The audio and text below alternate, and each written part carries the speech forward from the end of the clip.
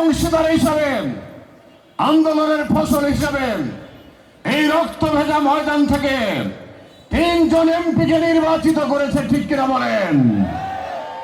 সংগ্রামের সাথী বন্ধুগণ, আমরা আজ অবধি এই কোরআনের বিরুদ্ধে কাতির ওয়াহিদুজ্জামান মোল্লার আমরা বিচার পাই নাই। শুধু ওয়াহিদুজ্জামান মোল্লা নয়, কোরআনের যারা প্রেম অনতিবিলম্বে তাদের বিচারের কাঠগড়ায় দাঁড় করাতে হবে, ঠিক কিনা বলেন? আমরা পরিষ্কার ভাবে জানিয়ে দিতে চাই, আজকে ঐতিহাসিক 11 মের অনুষ্ঠান থেকে সমাবেশ থেকে আগামী দিনে কোরআনের যারা বিরোধিতা করবে জনতার আদালতের সামনে তাদেরকে দাঁড় করা হবে, ঠিক কিনা বলেন? বাংলাদেশ ইসলামী ছাত্র শিবির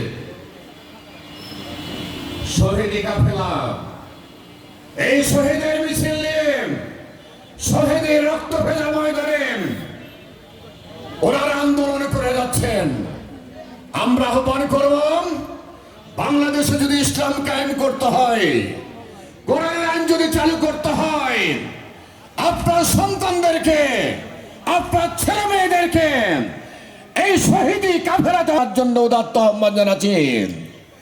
সাথে সাথে তৌহিদি জনতা সহ সংগ্রামীদেরকে বলতে চাই যে তোমাদের আন্দোলন ততদিন পর্যন্ত থেমে থাকবে না, চলবে যতদিন পর্যন্ত বাংলাদেশে পার্লামেন্টে কোরআনের আইন চালু হবে, ঠিক কিনা বলেন?